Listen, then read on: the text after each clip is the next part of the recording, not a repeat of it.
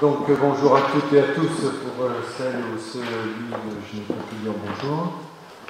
Donc conseil municipal du jeudi 12 novembre 2020 et il est 20h08. Donc avant de démarrer, dernièrement au niveau local, malheureusement nous avons appris la disparition de deux de nos collègues. Le 27 octobre dernier, nous quittait Madame Nathalie Girard, maire de Cabannes. Après un engagement en tant que conseillère municipale, Nathalie Girard avait été élue maire pour la première fois en 2020. Et le 1er novembre, nous quittait M. Henri Darve-Breton, conseiller municipal délégué à la prévention et à la sécurité à la mairie de Fontvieille, élu une première en 2014, puis de nouveau lors des dernières élections municipales. Je vous demanderai donc de vous lever et d'observer une minute de silence à la mémoire de Nathalie Girard, maire de Cabannes, et de M. Henri Darve-Breton, conseiller municipal de Fontvieille.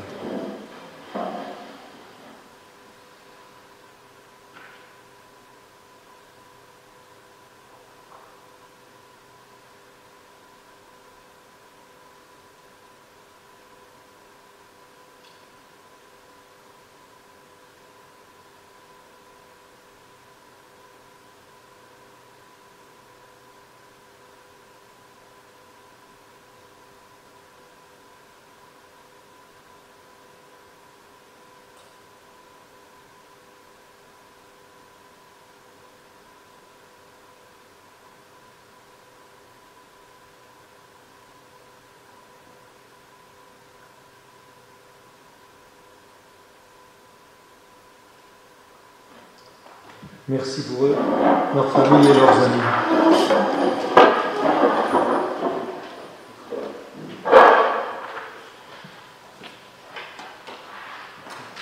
Alors, j'ai des pouvoirs pour ce soir. J'ai donc Dominique Stekelorum qui me donne le pouvoir. Et j'ai Germain Émilie qui donne le pouvoir à Nardi Sylvie.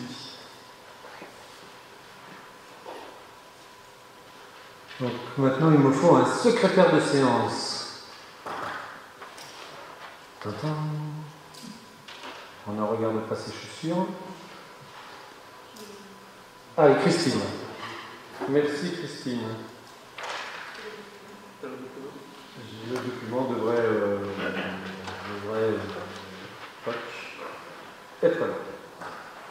Donc, approbation d'abord du compte-rendu du conseil municipal du 28 septembre 2020. Y a-t-il des remarques? Oui, j'ai juste... T'as un micro, J'ai juste une remarque.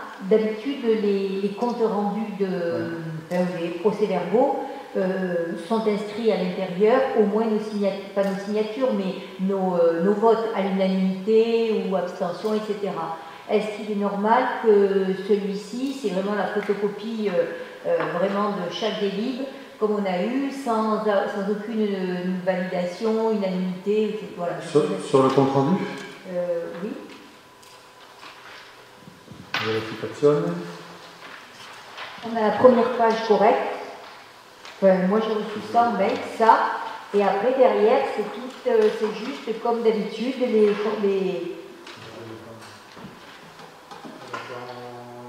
l'extrait, moi, que j'ai sous les yeux, au moins pour le premier point, je vois qu'il y a le vote, le droit de la formation des élus.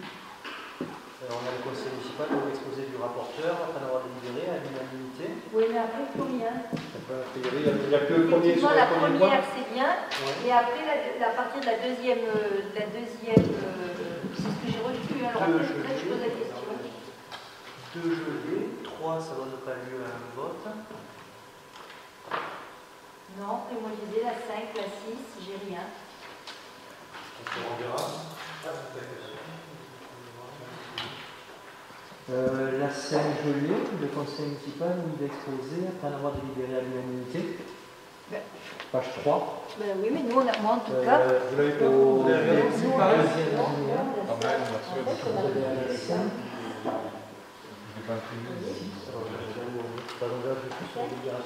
Oui, on a fait ça. Dans le volet, on avait procès verbal.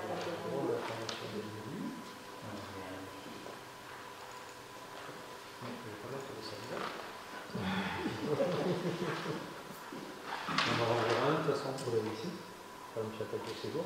Oui. Après avoir libéré l'unanimité du plupart exposé. Ouais. Donc ça, c'est le point 4. Ouais. Ensuite, si on va au point 5, je vais remplir la page. Excusez-moi. Ça sera plus simple. Oui, Non, mais c'est c'est une erreur. Point 5, donc la unanimité. On a aussi. Je voyais à la fin, parce qu'avant on disait unanimité à la fin. Effectivement, le Non, on le met là, à l'unanimité, et après on expose. Oui, oui, c'est bon. C'est moi On peut qui vérifier. Non, non, c'est bon, c'est bon.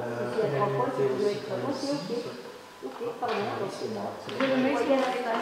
Non, non, c'est bon, je croyais que c'était. Donc on est bon. On est bon, pardon. Non, non, il n'y a pas de souci. On passe au vote.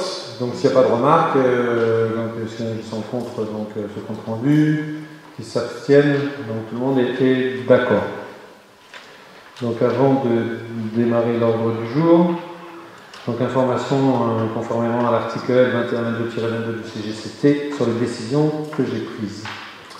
Donc décision numéro 2020-31, la commune donc, décide de fixer à 756 € TTC les frais d'honoraires de maître étoile dans le cadre de l'affaire commune de Maussin des Alpilles Charpentier, recours gracieux à l'encontre de l'arrêté 2020-53 du 7 juillet 2020 d'opposition à l'ADP. Je vous fais grâce du numéro. Ces frais correspondent à l'analyse du dossier, à la rédaction de la consultation.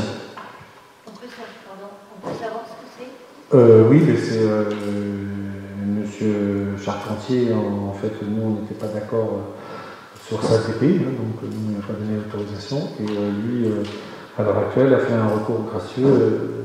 Voilà. Donc nous, on maintient.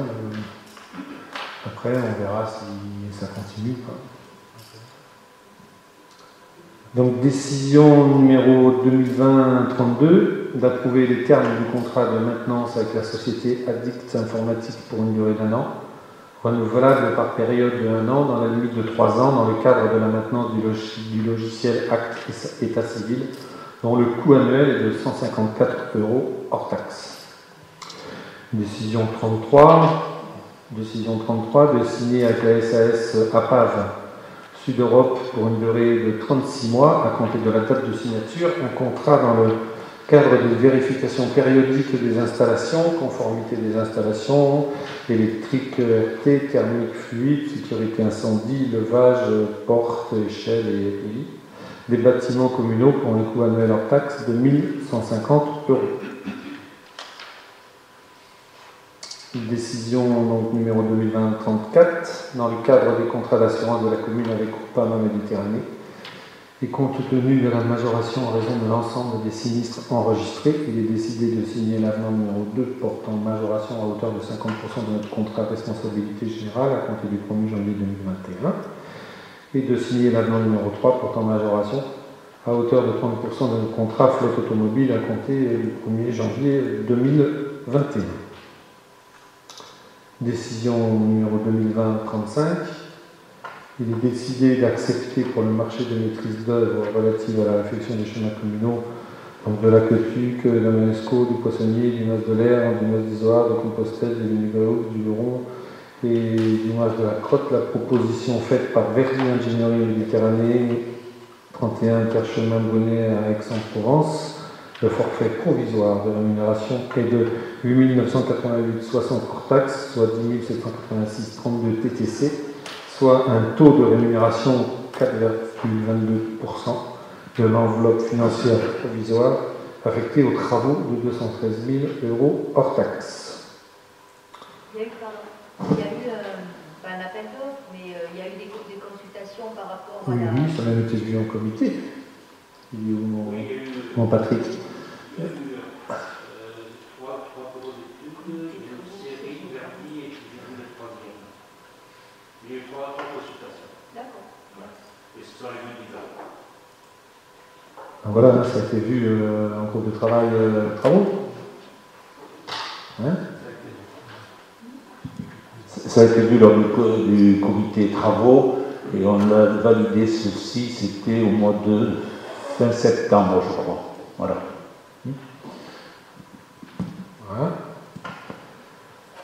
Et donc, décision 2020-036 de signer une convention de partenariat avec Madame Casartelli pour la compagnie Gafali Productions pour un spectacle intitulé Dans ma maison, vous viendrez d'ailleurs, ce n'est pas ma maison, de Jacques Prévert, le 24 novembre 2020 à la salle Jean Favier, dont le montant de la participation est de 650 € TTC. Si je me trompe de film, on ne pourra pas y aller. Malheureusement. Voilà. Mais entre-temps, j'ai signé cette convention et évidemment, malheureusement, pour la compagnie et pour les Moissonnais et Moissonnaises, on ne pourra pas le faire et donc on ne paiera pas la prestation.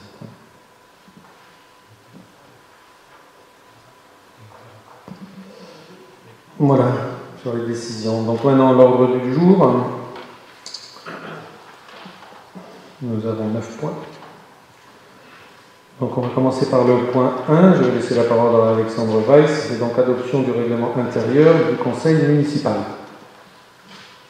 Donc j'informe... Non, je m'entends. Là ça va.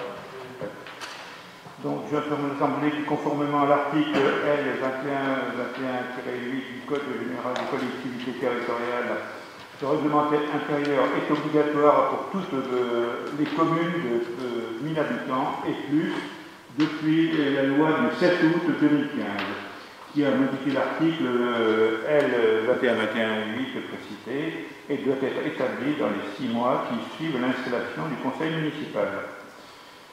Donc on rappelle qu'il s'agit d'une compétence exclusive du conseil municipal qui a seule qualité pour l'adopter. Je fais part des principes applicables au règlement intérieur qui ont pour objet de fixer les conditions de fonctionnement interne de l'organisme auquel il s'applique tout en étant entièrement subordonné aux lois et règlements existants. Celui-ci ne doit donc pas notamment contrevenir aux dispositions du Code général des collectivités territoriales. Donc, je vais vous faire un peu le point de ce qui a été fait concernant le règlement intérieur. En fait, nous avons travaillé à plusieurs reprises sur l'élaboration ou la modification du règlement intérieur. On est parti du document qui a été fait, qui a été validé le 29 janvier 2015. On a pris en compte également les recommandations faites par l'ATD 13 et nous avons fait 3 réunions, donc si j'ai bonne mémoire, le 13 octobre, le 4 novembre et puis le 10 novembre avec le groupe comité de finances. Donc nous avons travaillé sur ce sujet. Alors je vais vous faire part, je vous propose de ne pas tout lire tout le règlement puisque vous l'avez dans la pochette, mais vous faire part des modifications qui ont fait l'objet du travail et quelques annotations. Entre autres, sur l'article 4, au milieu du paragraphe, je ne lis pas tout, sous réserve dans un souci de bonne organisation des services municipaux et d'en informer le maire dans un délai raisonnable. Avant, il y avait une durée qui était fixée. Donc là, ça a été approuvé par tout le monde. Et je passe directement au sujet, à l'article 25, pour lequel on a travaillé sur 2 séances là-dessus. Donc l'article 25, désormais à changer de titre, s'appelle Support d'information générale. Donc je vais le lire parce qu'en fait il y a des phrases qui ont été modifiées par rapport à l'existant. Donc dans les communes de plus de 1000 habitants et plus, lorsque les informations générales sur les réalisations et sur la gestion du conseil municipal sont diffusées par la commune, un espace est réservé à l'expression des conseillers élus. C'est ce titre qui a été repris également. Donc là je le souligne. Donc expression des conseillers élus sur une liste autre que celle ayant obtenu le plus de voix lors du dernier renouvellement du conseil municipal ou ayant déclaré ne pas appartenir à la majorité municipale. Les modalités d'application du précédent article sont définies par le règlement intérieur du conseil municipal. Alors, le point qui a été modifié également, là, ces dispositions sont applicables quel que soit le support utilisé. À titre d'exemple, les modalités d'application relatives au bulletin municipal, aux réseaux sociaux et au site internet sont définies ci-après. Donc, en ce qui concerne le bulletin municipal, à chaque parution du bulletin municipal, une page dénommée « Expression des conseillers municipaux » est réservée à l'expression publique des deux... Pardon ? Les politiques des deux listes ayant obtenu des sièges au sein du conseil municipal et ayant formé les deux groupes. Cette page est répartie en deux parts égales entre les deux listes, donc les groupes. Alors, à titre d'information, j'ai une feuille de notre commune que je peux vous montrer.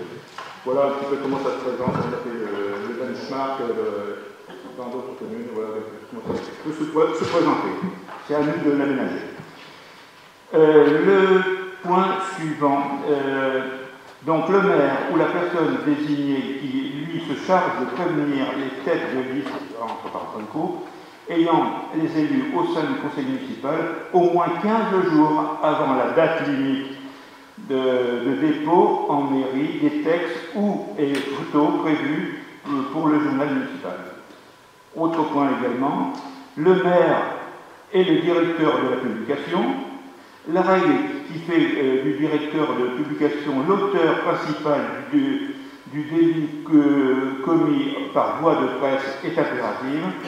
Elle signifie que le responsable de la publication a un devoir absolu de contrôle et de vérification qui, s'il n'est pas assuré dans sa plénitude, implique l'existence d'une faute, d'une négligence ou d'une volonté de nuire. Par conséquent, le maire, directeur de la publication, se réserve le droit, le cas échéant, lorsque les textes sont proposés, sont susceptibles de comporter des allégations à caractère injurieux, diffamatoire, d'en refuser la publication.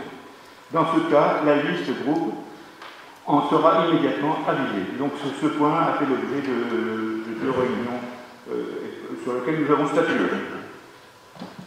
Alors, continuons, je reprends ma feuille maintenant.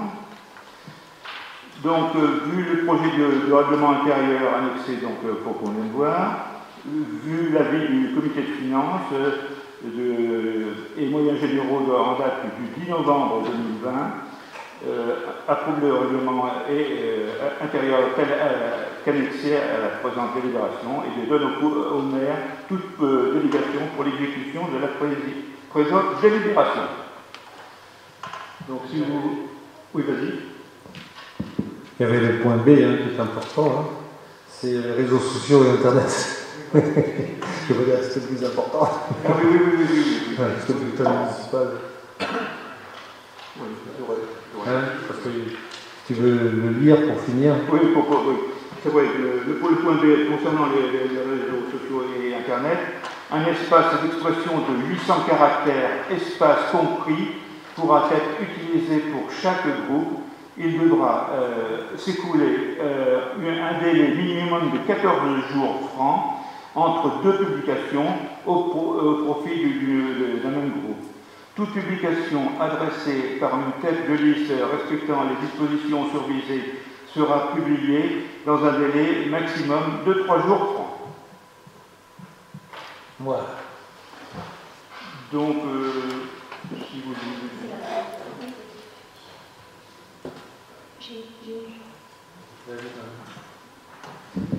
J'ai une question. On a donc mis en place la commission d'appel d'offres. Dans l'article 8, on parle donc de l'article L 141.4-1 et l'autre, qui sont en fait référence à la réglementation européenne, c'est-à-dire qu'en deçà de 5 millions d'euros, on n'est pas obligé, on n'est pas tenu de réunir la CAO. Pour autant, est-ce qu'il ne serait pas judicieux est-ce qu'on ne pourrait pas mettre aussi que donc dans la CAO, il y a aussi les MAPA, les marchés à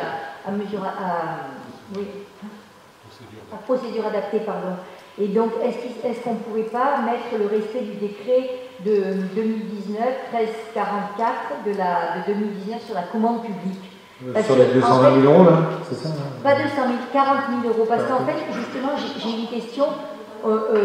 Patrick, tu dis que tu as réuni donc, par rapport aux travaux l'autre jour et par rapport à la maîtrise d'œuvre. En fait, c'est dans ta commission où tu ouvres les plis. Comment ça se passe là pour les MAPA? Je ne parle pas de moi des CAO, je parle des gros marchés, je parle pour les MAPA. Non, dans les réponses, on a fait un tableau de synthèse de toutes les réponses qu'on a eues. Je crois qu'à de tête, maintenant, c'était 4 bureaux qui ont répondu. Et j'ai communiqué aux gens de la commission ce tableau. Donc, voilà. C'est dans la commission de travaux que se passe ça. Oui. Donc, oui. Peut-être le sujet est très mouvant actuellement. Peut-être c'est l'occasion de faire un point sur les seuils de MAPA parce qu'ils ont pas mal changé. Le décret de 2019, comme vous le disiez, hein, quelles que soient les catégories de marché, a remonté le plafond de 25 000 euros à 40 000 euros. Dans le cadre des mesures de relance de l'économie en matière de travaux uniquement, et jusqu'au 1er juillet 2021, le seuil est passé à 70 000 euros. Et il est question, là, actuellement, peut-être qu'une ordonnance viendra dans les jours prochains, de remonter encore ce seuil en matière de travaux à 100 000 euros. Alors, est-ce que ça sera jusqu'au 1er juillet ou plus tard, je ne sais pas. Ce qui veut donc dire qu'aujourd'hui, on a le schéma suivant, de 0 à 40 000 euros pour toutes les matières, sauf les travaux, on est de gré à gré. Donc, ce qui veut dire que le marché de maîtrise d'œuvre, hein, dont on parlait tout à l'heure, est donc un marché de gré à gré. En deçà de 40 000 euros, donc on bascule sur les MAPA, sauf sur les travaux où le seuil est encore donc, remonté par ordonnance de l'année dernière, enfin du début d'année, du printemps, à 70 000 euros, et donc avec l'éventualité qui se discute actuellement de le remonter encore à 100 000 euros. Oui. Dans la mesure où on prône la transparence, donc ça serait bien que dans une commission, on puisse étudier, même si c'est en dessus ou en dessous, peu importe, mais par rapport aux travaux que la commune va effectuer, je pense que pour la transparence, il est bien qu'il y ait une commission qui ouvre les plis, qui regarde. Mais alors pour ces petits plis, parce que si à chaque fois qu'on réunisse la commission pour 25 000 euros, 30 000 euros, le comité, je dis si je me trompe Patrick, mais le comité ayant pu communiquer là-dessus, tout est à dispo, je veux dire, il n'y a pas de souci, vous pouvez venir en mairie, comme toujours ça a été, et ça continuera, justement, s'il n'y a pas plus transparent que nous, et il n'y a pas plus transparent que nous, voilà, il n'y a pas de souci. C'est donc dans la commission de travaux, donc bien sûr. C'est dans la commission de travaux. La CAO ne se réunira pratiquement jamais. La CAO ne se réunira malheureusement jamais, officiellement, mais par contre, souvent, officieusement. Hein. Et de toute façon, dans la commission de travaux, n'importe quel comité, où il y a effectivement des travaux, obligatoirement c'est le comité. Dans le comité, vous y êtes. Donc voilà, après, des fois, oui, effectivement, il n'y a pas de souci, il y a toute la transparence. Hein. Il y a même les gens extérieurs qui ont pu recevoir le mail. Et voilà, pour ces petites choses, quand il n'y a pas beaucoup de sommes. Quoi. Alors, dans ces cas-là, on a qu'à supprimer l'article 8, et puisqu'on n'aura pratiquement jamais de 5 millions d'euros de travaux, donc c'est pas la peine de la mettre en place. Simplement un petit détail sur l'ouverture des plis. Juridiquement, les textes sont quand même importants. Juridiquement, l'ouverture des plis relève du pouvoir adjudicateur jusqu'au seuil de procédure formalisé. Donc 5 millions d'euros en travaux, 180, je ne sais plus exactement, 180 000, quelque chose comme ça, en prestation de services et en fourniture autonome. Et en dessous, c'est que moi, si je veux. Voilà. Bon. Mais vous voyez, je l'ai fait découvrir par d'autres, et ils s'en occupent, et voilà. Donc, est-ce qu'il y a d'autres remarques avant le vote sur... On passe au vote. Ouais. Je vous propose qu'on passe au vote. Alors, qui est contre? Qui s'abstient? Vote à l'unanimité. 3 qui s'abstiennent sur le règlement. Bon, voilà. En tout cas, 3 abstentions. En tout cas, moi, je suis très très heureux sur cette nouvelle expression. Je crois qu'on peut en être fier. On sera, j'en suis ravi, la première commune à laisser un emplacement sur la page Facebook de la commune, au moins au niveau du département. J'ai essayé de chercher, je n'ai pas trouvé. Alors peut-être qu'il y en a une, là, mais je n'ai pas trouvé encore. Non, j'ai pas. Ah voilà, donc c'est. Je n'ai pas fait le tour. Non, mais je vais simplement donner une explication sur le vote des 3 membres de la liste de tous nos amis qui sont abstenus. D'abord pour dire que nous avons apprécié effectivement le travail qui a été fait en commission et les améliorations qui ont été apportées au texte, donc acte, notamment sur l'article 25 qui nous tient à cœur. Je rappelle d'ailleurs, si cela m'est permis, de dire que c'est une obligation légale. Ce n'est pas la générosité de tel ou tel maire ou de telle ou telle majorité municipale, c'est la loi. D'ailleurs, il est fait référence dans l'article 25 en citant l'article qui a institué ce nouveau droit pour les communes de plus de 1000 habitants. En ce qui concerne notre abstention, je voudrais simplement dire que nous avons été effectivement un peu chagrinés de voir que était maintenu l'article, je crois que c'est l'article 19, oui c'est ça, sur les débats ordinaires, où la mention a été maintenue de pouvoir retirer la parole à un conseil municipal qui parlerait un peu trop longuement, par exemple 10 minutes, donc c'est d'ailleurs curieusement formulé. Cette disposition n'existait pas dans le précédent règlement intérieur, donc on peut considérer que combien il y a eu des abus. Non, je crois pas. Si, justement, il y avait 10 minutes. C'est pour ça qu'on l'a enlevé et qu'on a mis un délai raisonnable. Non, il y a 10 minutes. Non, il y a un délai raisonnable. Dans le nouveau, il y a titre indicatif au-delà de 10 minutes. Donc, oui. Voilà, donc les 10 minutes qui sont. Voilà, donc c'est un peu un signal qui nous paraît négatif dans l'ensemble du règlement intérieur, dont je redis qu'il a effectivement été amélioré au cours des séances de travail. Alors moi, ce que je regrette, c'est qu'on n'en ait pas parlé plus tôt, parce qu'on a fait des réunions de travail justement dans la concertation pour améliorer tout ça. Il me semble que tout ce que vous avez proposé, on l'a changé. Je pense que si vous l'aviez proposé, donc la dernière fois ou l'avant-dernière, on en aurait discuté, et très certainement qu'on aurait modifié, honnêtement. Voilà, donc je regrette, je trouve ça dommage, parce qu'on a laissé largement le temps à tout le monde, et entre autres au comité. Je remercie Alexandre du travail qu'il a fait, pour pouvoir s'exprimer, parce que c'est le but. Et donc d'arriver à la finalité, c'est-à-dire ce soir pour le voter, et ne pas être encore satisfait, je trouve que, voilà, je sais que bientôt il y a Père Noël, mais bon, quand même, quoi. Vous auriez pu nous faire ces propositions, et honnêtement, pas l'histoire des 10 minutes ou quoi que ce soit, parce que ça ne changera pas grand-chose, la preuve en est. Donc voilà, on discute sur tout, et voilà. Donc ça, je regrette que malheureusement, même avant la séance, qu'on ait pu en parler, voilà, il n'y a pas de souci, voilà. Alors, si je peux juste porter une précision, lors de la première réunion du comité des finances qui a examiné le projet de règlement intérieur, j'ai bonne mémoire et je crois avoir effectivement soulevé cette question. Nous avons eu un échange avec vous, M. Carré, et vous m'avez répondu qu'effectivement, il fallait limiter la parole des orateurs qui parlaient trop longtemps. Voilà, et on a... Mais ceci dit, on aurait pu en discuter, et donc je vais juste vous répondre à la fin, parce qu'autrement on ne s'en sort jamais. Mais vous voyez, comme quoi on ne coupe pas la parole au bout de 10 minutes, ni la mienne ni la vôtre. Mais donc la dernière réunion, on a donc finalisé un projet qui, à ce moment-là, on a dit, donc ben voilà, c'est ce qu'on va présenter au conseil municipal. Il ne m'a pas semblé à ce moment-là, avec quelques remarques que vous venez de faire, de les avoir redites pour terminer cela. Voilà. Je le regrette. Bon, je vous propose... Oui, vas-y. Vas-y, continue. Donc. Alors, c'est l'adoption du règlement intérieur du Conseil des sages.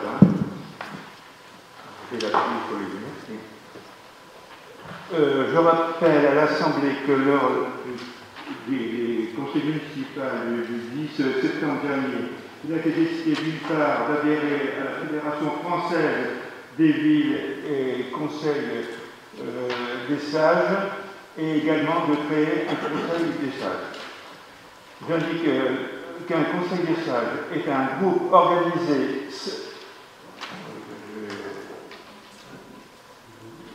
Je vais appuyer sur les lunettes. Voilà.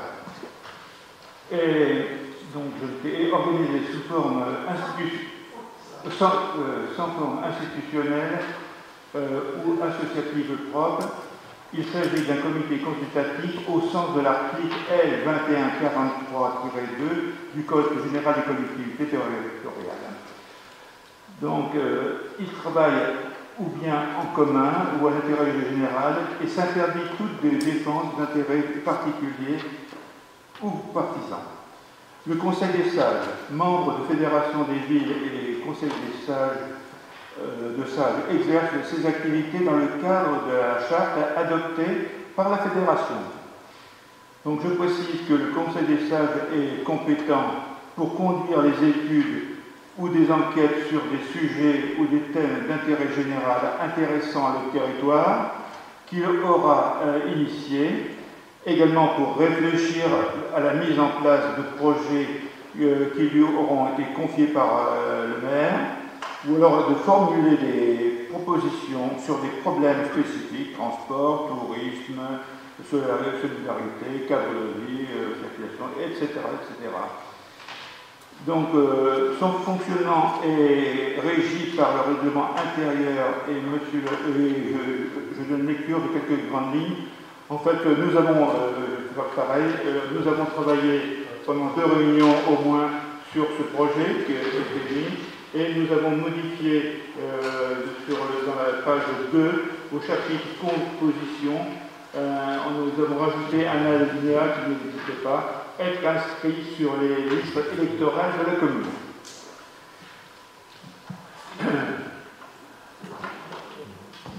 Et de ne pas être membre d'un comité consultatif au niveau communal. Voilà. Oui.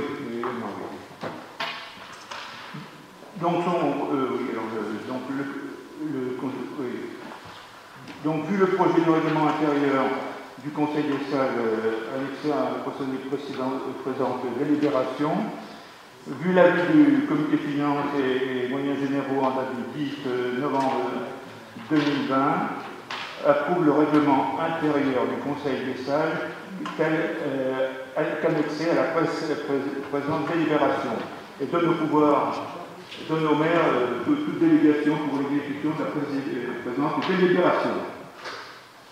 Donc, vous avez votre document dans vos pochettes. Avez-vous des remarques? On peut passer au vote. Donc, qui est contre? Qui s'abstient? À l'unanimité, merci. Alors, toujours toi, Alexandre, ce soir, c'est ta soirée. Décision modificative numéro 2020-01, budget général. Donc, je rapporte à l'Assemblée que suite à la dissolution du CIVU de sécurité civile de la Vallée des Baux par arrêté préfectoral du 3 septembre 2020, les excédents budgétaires de ce syndicat ont été répartis entre ces 4 communes membres. Ainsi, pour la commune de Mossades-les-Alpilles, il convient d'intégrer au budget de l'année 2020 la somme de 37 127,32 €, dont 1,64 € en amoindrissement du déficit d'investissement reporté de l'année dernière. On le retrouvera là dans le tableau. Donc c'est une bonne nouvelle, ça fait du bien au budget. Je propose également d'ajouter au budget divers ajustements, notamment d'augmenter la recette prévue pour les sessions d'immobilisation au chapitre 024, afin d'autoriser les écritures d'ordre relatives aux sorties de l'actif communal, d'augmenter la dépense prévue pour les immobilisations incorporelles, chapitre 20, afin d'acquérir des logiciels informatiques, gestion de la base de séjour, de la taxe de séjour et les services techniques. Ou encore de tirer les conséquences budgétaires de la délibération du 28 septembre 2020 relative à la formation des élus. J'indique aussi qu'il convient d'augmenter les crédits budgétaires du chapitre 12, donc charges et du personnel, du fait que les remplacements contractuels ont été plus importants que prévu, suite à attribution de congés de longue maladie et d'un temps partiel thérapeutique. Je précise que les indemnisations reçues de l'assurance statutaire, en conséquence également plus importantes que prévu, suffisent à équilibrer cette augmentation en dépenses. Donc, M. le maire propose ainsi de modifier le budget de la commune de l'année 2020 de la façon suivante. Alors, vous avez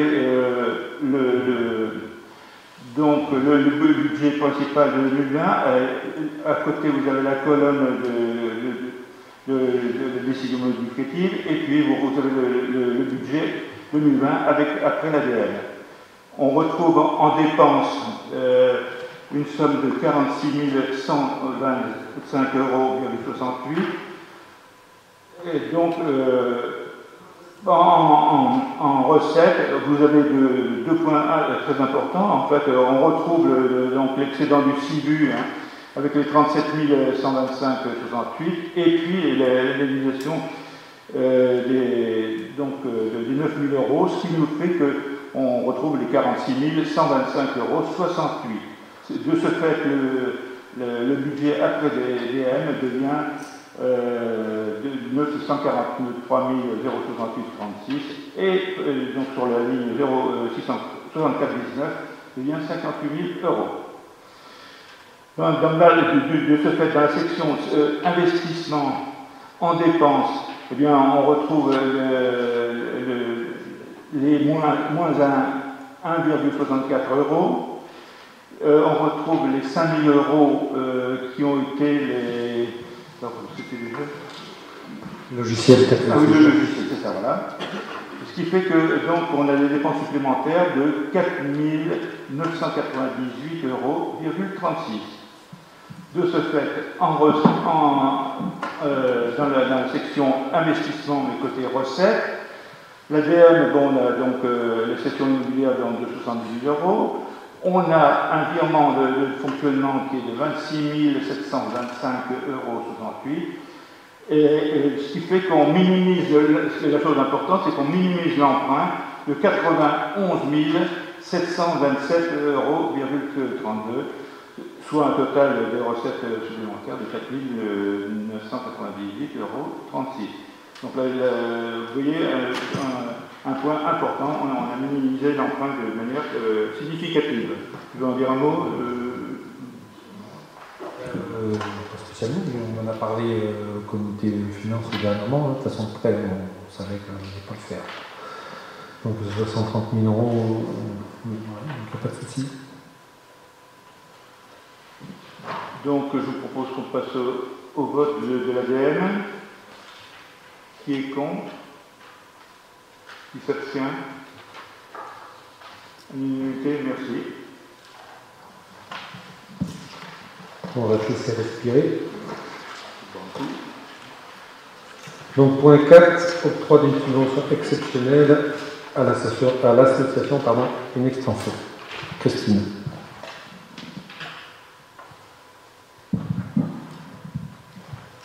Alors, ce sera assez rapide. Vous le savez, le 23 octobre dernier, nous avons donné un concert ici même dans la salle Agora avec l'artiste Joseph Gauthier, dit Joseph. Et nous avons décidé avec l'artiste de faire don de la recette de ce concert à l'association des étudiants infirmiers de l'Institut infirmier de formation de soins infirmiers et d'assistantes d'Arles, de l'hôpital du CH d'Arles. Donc ce soir, il est question donc de valider une subvention exceptionnelle de 1 500 € à l'association Nextenso. La dépense sera imputée à l'article 65-74 et pour le vote, donc, je propose de donner à M. le maire toute délégation pour l'exécution de la présente délibération. Y a-t-il des abstentions? Contre? Unanimité. Merci pour les étudiants infirmiers qui donnent beaucoup de leur personne en ce moment, notamment une crise sanitaire. Ils sont sur le pont et mis à contribution.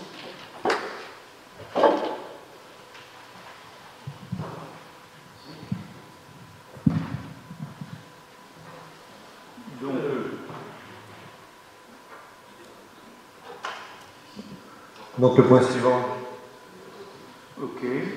C'est le point 5, subvention exceptionnelle. T'as voté, Christine? Subvention exceptionnelle à l'association des maires et président de l'intercommunalité des Alpes-Maritimes. Alexandre. Donc je rappelle à l'Assemblée que le 2 octobre dernier, la tempête Alex. Ça tombe bien. Ça tombe bien. Mais c'est pas pour toi. A ravagé la vallée de la Vésubie, de la Royale d'Athénée, provoquant des inondations destructives. Les communes de ces trois vallées du Haut-Pays niçois et mentonais ont subi des dégâts catastrophiques, exceptionnels. Plusieurs villages ont été dévastés. Donc les infrastructures majeures telles que les routes, les ponts, les réseaux électriques et de communication, les stations d'épuration, les casernes de pompiers, gendarmerie et de nombreux équipements publics ont été rasés par les flots. Les premières estimations chiffrent déjà à plusieurs centaines de millions d'euros de travaux de reconstruction. Le chiffre d'1 milliard risque malheureusement d'être atteint au vu de l'ampleur des dégâts selon les autorités. La commune souhaite s'inscrire dans une démarche de solidarité. Ainsi, je propose d'allouer une subvention exceptionnelle à l'association des maires et présidents d'intercommunalité des Alpes-Maritimes. Avec l'avis du comité finances et moyens généraux, en date du 10 novembre 2020, décide d'octroyer une subvention exceptionnelle de 5 000 € à l'association des maires et présidents d'intercommunalité des Alpes-Maritimes. Je précise que la dépense sera imputée à l'article 74 et donne aux maires toutes les délégations pour l'exécution de la présente délibération. D'abord, je voudrais féliciter la commune de Mossane pour avoir eu l'idée et la volonté de venir au secours de la commune des Alpes-Maritimes. Je voudrais juste savoir, 5 000 €, pourquoi? Parce que, en fait, c'est vous qui avez décidé, parce que je vois qu'il y a d'autres communes dans les Alpes qui ont donné 2005, plus majoritairement 2005 que 5 000. Vous avez décidé? J'ai vu que, oui, voilà, 5 000 €. Ouais, entre nous, 2 500 € ça nous paraissait un peu tarif d'épicier. 5 000, c'est pas mal, 10 000, ça faisait un peu beaucoup. Et Saint-Rémy, par exemple, a voté hier ou avant-hier, la mardi 10 000 €. Mais voilà, c'est Saint-Rémy de Provence, ça c'est plus grand. Donc nous, 5 000, je veux dire, quitte à faire un geste, autant qu'il soit vraiment solidaire. Les assemblées, on en a parlé, les gens au comité, pareil, les assemblées, voilà, cette somme dans notre budget, et puis ça valait quelque chose. Bon, je vous propose qu'on passe au vote. Qui est contre? Qui s'abstient? À l'unanimité, merci. Alors, point 6. Régime des indemnités horaires pour travaux supplémentaires, toujours Alexandre Valls. Alors là,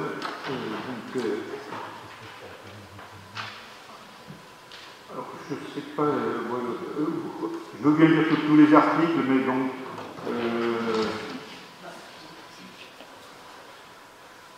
en fait, de quoi s'agit-il? Si vous voulez que je dise les articles, je vais vous le dire, je ne peux pas la connaître. Alors, de quoi s'agit-il? En fait, les gens dans la commune qui faisaient des heures supplémentaires,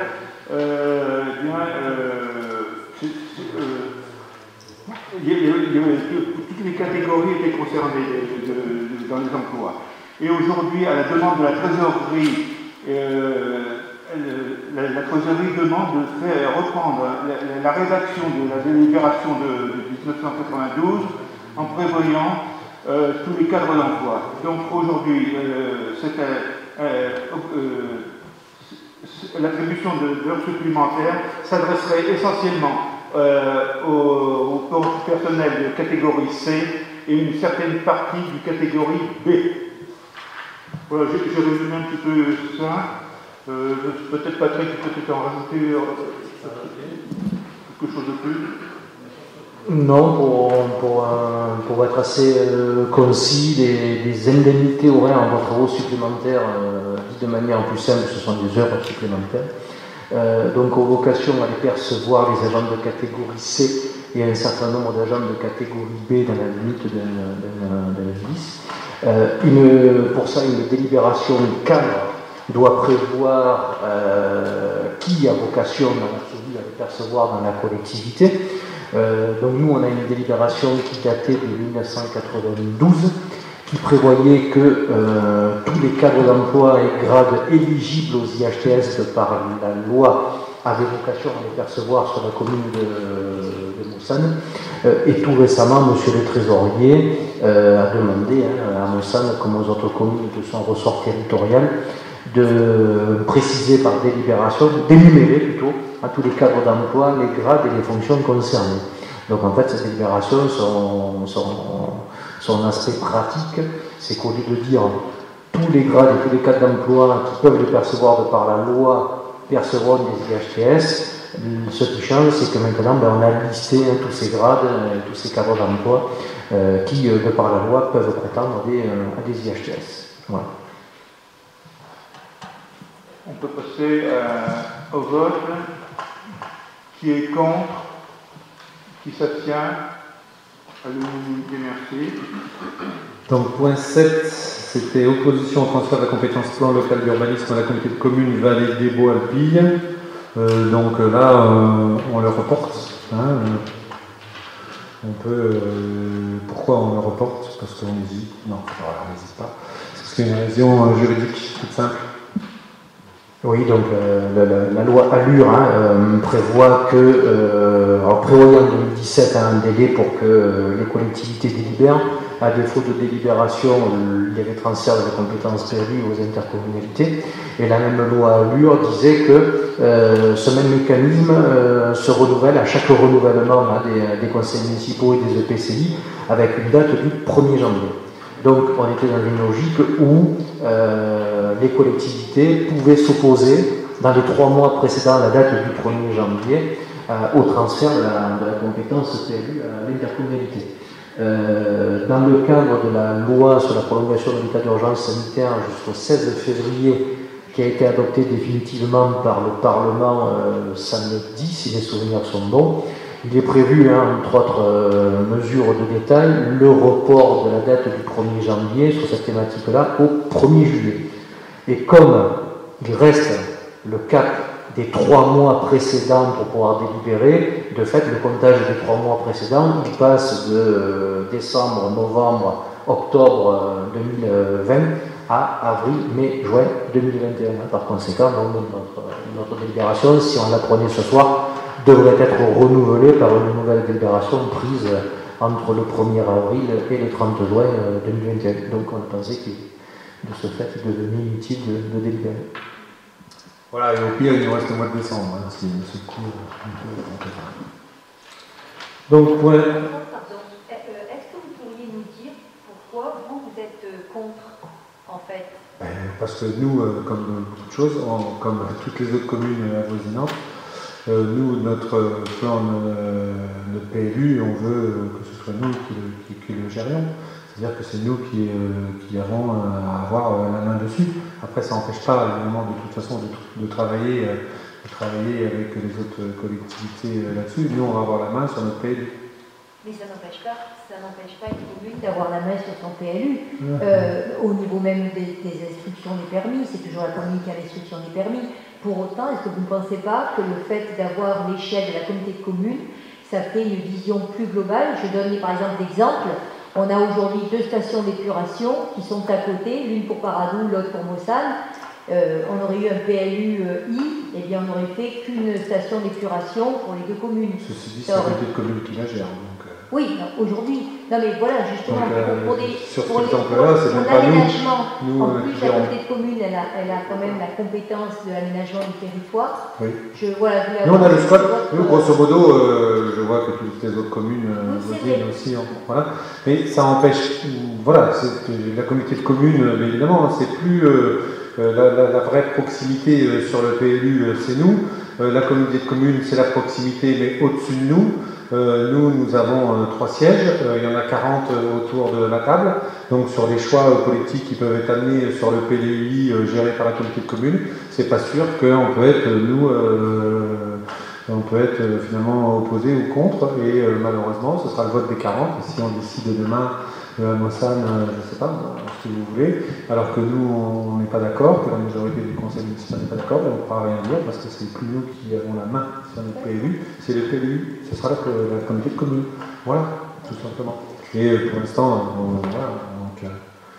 Parce qu'aujourd'hui, en fait, aujourd'hui, comme il y a beaucoup de communes qui viennent juste de faire leur PLU, c'est normal qu'ils n'aient pas envie de repartir, parce qu'en fait, la communauté de communes serait obligée, non pas dans l'immédiat, mais de refaire un PLUI sur les 10 communes. Or, la plupart des communes viennent de faire leur PLU, donc c'est un petit peu dommage. Et comme le dit la communauté de communes, aujourd'hui, ils n'ont pas les moyens techniques d'avoir quelqu'un qui s'en occuperait.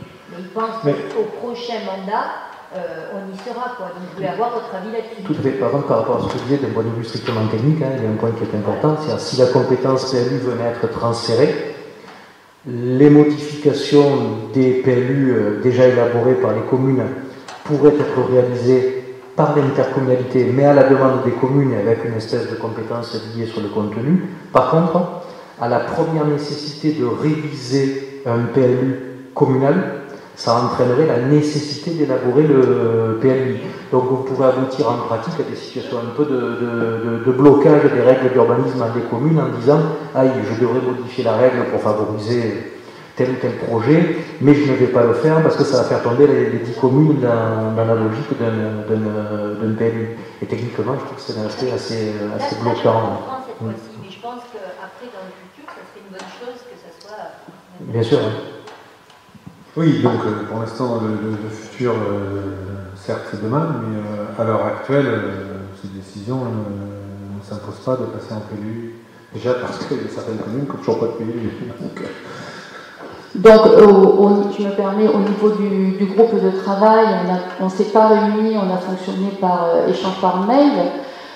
J'ai bien saisi qu'il y avait des interrogations, ces interrogations restent. Il y aura une réponse à chaque question et bien évidemment on en reparlera, donc en temps voulu, on se réunira et on mettra le sujet à l'ordre du jour. Hein, c'est pas oublié. Donc voilà, point 8, convention entre la commune et Free, autorisation de transfert à la société On Tower France. Donc Alexandre Weiss. Oui, je rappelle à l'Assemblée que la délibération 2016 du 29 septembre 2016, le Conseil municipal avait adopté et autorisé M. le maire à signer une convention entre la commune et Free Mobile. Cette convention portait sur le déploiement de son réseau Free Mobile en aménageant un relais de radiotéléphonie sur la parcelle A1239 qui est située en fait sur la route des Ébaux, juste avant l'aqueduc, dans les hauteurs. Propriété de la commune, bien sûr, où est déjà implanté l'équipement technique de Orange France de type pylône faux arbre. J'indique que Free, par courrier reçu tout dernièrement, nous fait part de la réorganisation de son parc de stations radio électroniques et du transfert de l'activité de gestion et d'exploitation à ces sites à la société On Tower France. Il y a donc lieu de se prononcer sur l'autorisation de transférer les droits et obligations attachées à la convention de la société Free Mobile à la société On Tower France. En fait, de quoi s'agit-il? Ce sera la société On Tower France qui va gérer donc les redevances avec les différents opérateurs, et ce sera la société On Tower France qui donnera la redevance à la commune, dont le montant est, je crois, de 8 200 € par an. Donc, vu la convention convenue entre la commune et Free Mobile est signée en date du 26 octobre 2016, vu l'avis du comité des finances moyens et généraux dans la séance du 10 novembre 2020, autorise le transfert des droits et obligations attachés à la convention de la société Free Mobile à la société On Tower France, autorise M. le maire à signer tout document nécessaire à l'exécution de la présente délibération et donne tout pouvoir à M. le maire pour l'exécution de la présente délibération. Des questions? On passe au vote. Qui est contre? Qui s'abstient? À l'unanimité, merci. Et dernier point, point 9, transfert en pleine propriété par les communes, à la communauté de communes Vallée des Baux, Alpille, la CCBA, des véhicules affectés au service public des déchets. Alexandre. Oui, donc je rappelle à l'Assemblée qu'à l'occasion du transfert au 1er janvier 2017 de la compétence collecte des déchets ménagers et assimilés à la communauté de communes, donc la CCBA, le matériel de collecte a été mis à disposition par la commune à la CCBA. Donc la commune a donc mis à disposition la benne à d'ordures ménagères d'une marque Renault immatriculée BM 563 S7, mise en circulation en avril 2011. Donc j'indique que le Code général des collectivités territoriales prévoit les modalités de la mise à disposition des biens meubles et immeubles d'une collectivité territoriale au profit du groupement et énonce que l'intercommunalité doit assurer le renouvellement des biens mobiliers qui ont été mis à sa disposition.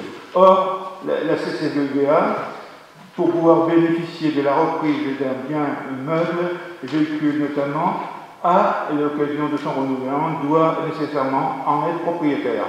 Aujourd'hui, s'il y a des problèmes sur le camion Ben, c'est nous qui traitons le problème, alors que donc, le but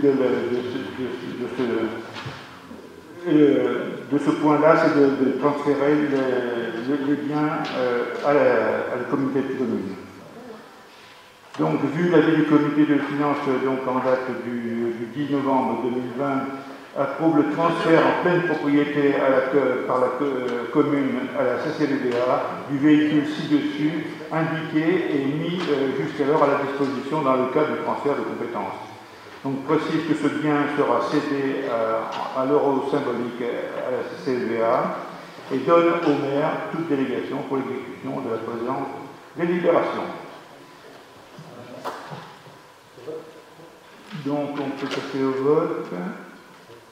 Qui est contre? Qui s'abstient?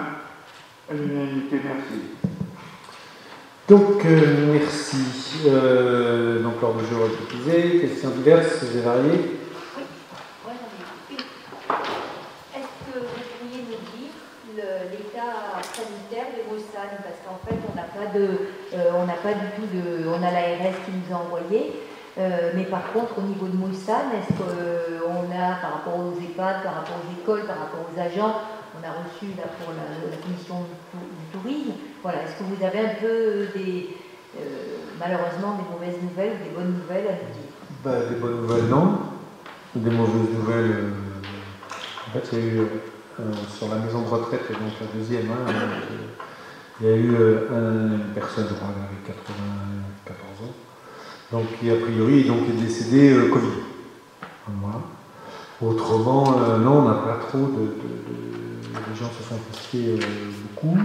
On a des cas beaucoup asymptomatiques, combien, on ne sait pas. Mais globalement, sur la commune, on en a plus qu'en mars-avril, ça c'est clair. Maintenant, on connaît tous des gens qui ont le Covid ou qui sont très contacts. Mais par rapport à mars-avril, mais bon, voilà quoi. Je dirais que globalement, les Alpilles, les obligations sanitaires sont bien respectées, et tant mieux. Voilà. Au niveau des agents, personne Des agents, alors si, des agents, on en a un donc, au camping, David. Donc aujourd'hui, un agent positif, donc bien entendu, à l'isolement, mais un arrêt maladie, puisqu'il était donc en ASA dans l'attente des résultats du test qui se sont avérés positifs, ce qui a entraîné donc de facto 4 cas contacts, qui sont eux actuellement aussi isolés et en cours en attente de résultats de test, et un cas contact aussi à l'école, là aussi isolé dans l'attente donc des résultats du test. Un enfant ou un non, c'est un personnel, un agent. Donc voilà. Merci. S'il n'y a plus d'autres questions, nous ne battons pas Si vous voulez bien, je vous fais une annonce par rapport à la fibre.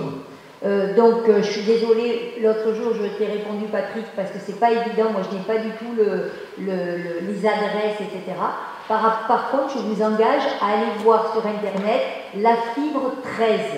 Et là, vous allez mon éligibilité, vous marquez votre adresse et on vous dira quand est-ce que vous allez être éligible, en sachant qu'à fin janvier, il y aura pratiquement plus de la moitié des prises de Mossad qui seront en fonctionnement. Mais je ne peux pas vous dire les adresses. Donc c'est en allant sur la fibre 13, vous tapez votre adresse, vous saurez quand est-ce que vous êtes éligible. Et là, j'attire l'attention des maires et je vais faire un courrier en ce sens aux 24 maires de la commune. Parce que par rapport à l'adressage, s'il y a un mauvais adressage, c'est-à-dire des adresses, par exemple, moi j'ai regardé pour moi au domaine de Malaga, je n'ai que des numéros de parcelles, je n'ai pas une adresse qui sort réellement. Donc si, selon le cas, il y a des personnes qui pourront ne pas avoir, ils auront la fibre, les travaux seront faits, mais on ne pourra pas leur adresser la fibre parce que l'adresse au niveau national ne sera pas bien inscrite. Donc j'attire votre attention pour faire un bon adressage, que je vais faire pour les 24 communes. Voilà, c'est juste une annonce. Merci beaucoup. On l'attend. Parce que tu dis que la moitié, c'est ça qui m'embête d'un seul coup. 3 quarts. Non, après l'important, c'est les premiers. Après, comme c'est au fil de l'eau, les autres. Parce que là, normalement, là, ils ont fini, là, enfin, octobre. Normalement, là, les opérateurs, ils vont prendre contact avec nous. Là, sur 1700 prises qu'il y a à Mossad, il y en aura 1300. Après, si tu veux, ça sera au niveau de la campagne. Peut-être que ça sera après, mais ça va oui, surtout avec les numéros de parcelles, ça va être compliqué. Voilà, au fil de l'eau, dans la mesure où ça commence, le NRO est mis en marche. Là, donc... mais grosso modo, pour faire simple, en février, j'ai la fibre chez moi dans le centre-village. Oui, normalement, oui. Voilà, c'est ça, que tout le monde attend. Mais allez sur la fibre 13, comme ça vous saurez exactement la date. Voilà. Surtout pour la zone d'activité, entre autres, ils sont vraiment très très demandeurs. C'était normal. Moi je viens de le faire pour chez moi, c'est 29 janvier. 29 janvier. Bon, ben voilà, on aura ça le 30 au matin. Vous voyez, et si vous avez un moindre souci,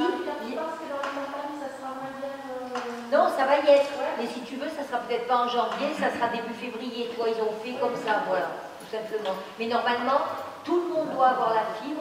On a le droit à 4% de raccordements longs qui seront faits plutôt en Camargue par rapport aux masses isolées de Camargue. Mais sinon, nous ici, tout le monde l'aura à 100%. Voilà une bonne nouvelle. Donc merci à toutes et à tous. Et écoutez, certaines demain. Et autrement, au prochain conseil municipal, on l'a prévu à l'heure actuelle le 17 décembre. 17 décembre,